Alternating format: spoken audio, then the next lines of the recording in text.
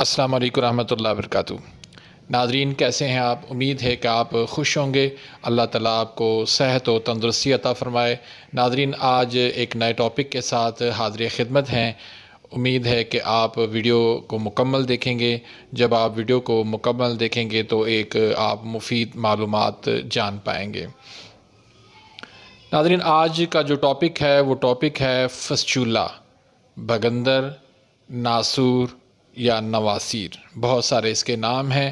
اس کو بواسیر کا قسم بھی کہتے ہیں، جو انتہائی غلط بات ہے۔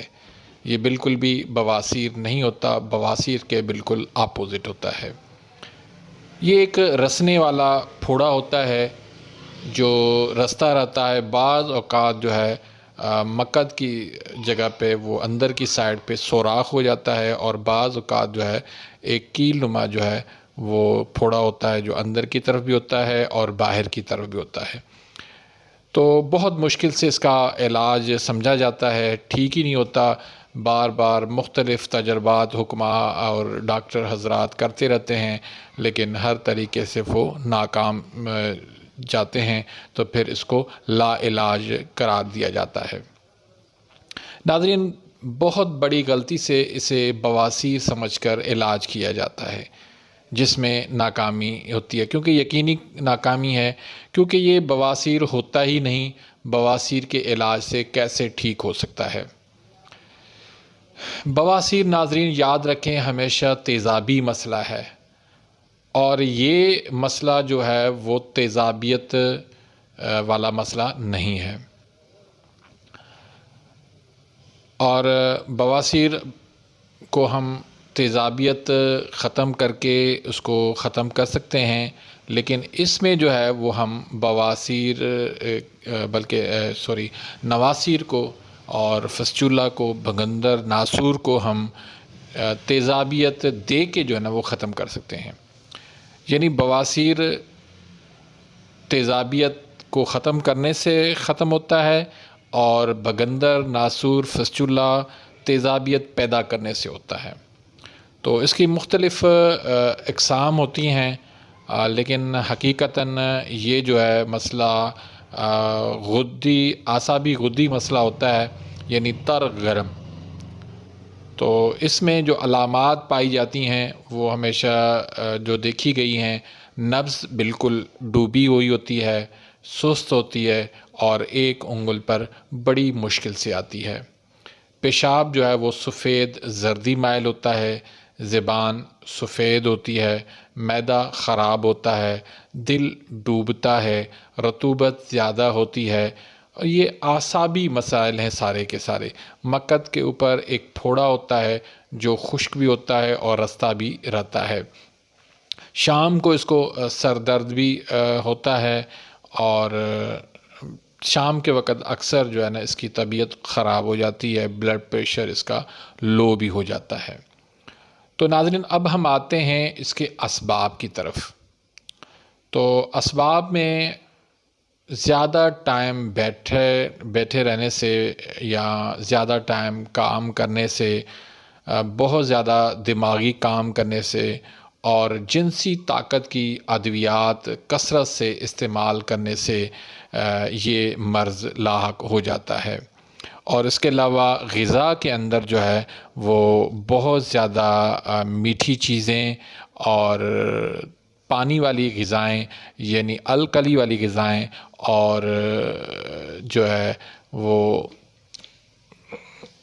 بلغم والی غذائیں جو ہے وہ اس سے یہ مرض لاحق ہو جاتا ہے۔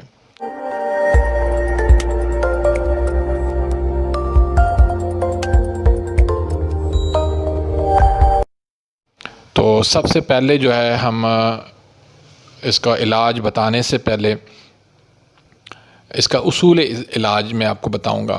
تو اصول علاج اس کا یہ ہے کہ اس کے اندر دماغ و اعصاب کے اندر تیزی ہوتی ہے، الکلی اور بلغم بڑھ جاتا ہے، دل کمزور ہوتا ہے، تو ہم اس کو ترشی و تیزابیت دے کر دل کو تحریک دینے سے یہ مسئلہ آسانی سے حل کر سکتے ہیں۔ تو ناظرین یہ یقین کریں کہ میں نے بہت سارے حکماء کو دیکھا ہے۔ بہت دکھ کی بات ہے کہ بہت بڑے بڑے نام ہیں لیکن حقیقت میں اصول علاج سے وہ ناآشنا نظر آتے ہیں۔ تو ہر مرض کو جو ہے سمجھنا چاہیے کہ یہ مرض کا اصل کاز کیا ہے، اصل سبب کیا ہے۔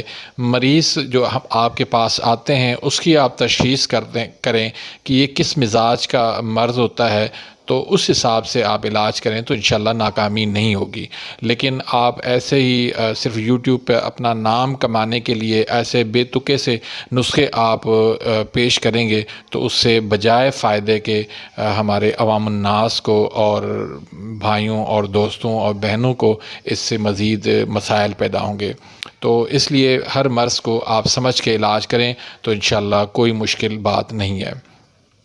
تو ہم اس کا غذائی پرہیز کی طرف آتے ہیں۔ تو اس میں غذائی جو پرہیز ہے اس میں آپ اس کے گھی اور حلوہ جات، دودھ، مٹھائیاں، کدو، توری، مولی، ماش دال، ٹنڈے، دلیا، کسٹرڈ، سیویاں، کیلا، امرود، تربوز، خربوزہ، چاول، بھنڈی، سری پائے، چقندر، کھیرا، ککڑی وغیرہ، یہ تمام چیزیں اس کی بند کر دیں اور یہ غذائیں دے دیں آپ اس کو۔ دہی، لسی، فروٹ چاٹ، دہی بلے، اچار، نیمبو، آلو، مٹر، گوبھی، بینگن، مچھلی، چنے سفید، کالے بھنے، تینوں قسم کے چنے جو ہے وہ آپ ان کو مریض کو دے سکتے ہیں۔ بڑا گوشت، فالسے، جامن، سیب، کنو، انڈے، مرغی، پالک، پستہ، اخروٹ، پکوڑے وغیرہ، یعنی ساری غذائیں جو ہے وہ عضلاتی ہونی چاہیے، ترشی و تیزابیت والی ہونی چاہیے۔ ترشی و تیزابیت بڑھے گی تو اس کی جو ہے بلغم الکلی غائب ہوگی اور اس کا مسئلہ ختم ہو جائے گا۔ آسانی سے یہ فسچولا، بھگندر، ناسور جو ہے اس اپنے انجام کو پہنچ جائے گا مرض۔ تو ناظرین، نسخہ جو ہے وہ آپ نوٹ کر لیں، بہت آسان سے نسخے ہیں۔ ایک نسخہ ہے پھٹکڑی سفید، یہ آپ جو ہے وہ 100 گرام کر لیں، اور رسونت جو ہے وہ آپ 50 گرام کر لیں۔ دونوں کو آپ صفوف بنا لیں۔ پھٹکڑی کو جو ہے آپ توے پہ تھوڑا سا گرم کر کے بریاں کر کے اس کو آپ صفوف بنا لیں، پھر دونوں کو صفوف ملا کے اور 500 mg کے کیپسول بھر لیں۔ صبح، دوپہر، شام 3 ٹائم آپ کیپسول کو دے دیں مریض کو۔ اسی طرح دوسرا نسخہ ہے کرنجوا، مغز کرنجوا، اس کا 1 تولہ، آملہ 1 تولہ، پھٹکڑی سفید 2 تولہ اور حلیلہ سیاہ بریاں 4 تولہ۔ اس میں بھی جو ہے پھٹکڑی سفید کو جو ہے آپ نے توے پہ بریاں کر لینا ہے، یعنی فرائی کر لینا ہے، اور حلیلہ سیاہ کو بھی آپ نے دیسی گھی میں فرائی کر کے، ہلکا سا فرائی کر کے، اس کے بعد آپ نے ان چاروں چیزوں کو آپ نے صفوف بنا کے 500 mg کے کیپسول بھر لینے ہیں۔ صبح، دوپہر، شام آپ نے ایک ایک کیپسول مریض کو دینا ہے۔ تیسرا نسخہ جو ہے وہ ہے ہنزل، رائی اور گندک آملہ سار۔ یہ تینوں آپ نے ہم وزن 50-50 گرام لے لیں اور ان کے بھی آپ باریک صفوف بنا کے 500 mg کے کیپسول بھر لیں، صبح، دوپہر، شام۔ تو ناظرین، اس میں بھی جو ہے نا ہنزل کے آپ نے بیج نکال دینا ہے، تو بیج آپ نے نکال دینے ہیں۔ تو اسی طرح اس کو بھی آپ نے 500 mg کے کیپسول بھر کے صبح، دوپہر، شام دینا ہے۔ تو ناظرین، انشاءاللہ اللہ کے فضل و کرم سے چند دن کے اندر مریض جو ہے وہ صحت مند ہو جاتا ہے۔ سبسکرائب کریں اور بیل آئیکن کے بٹن کو پریس کریں۔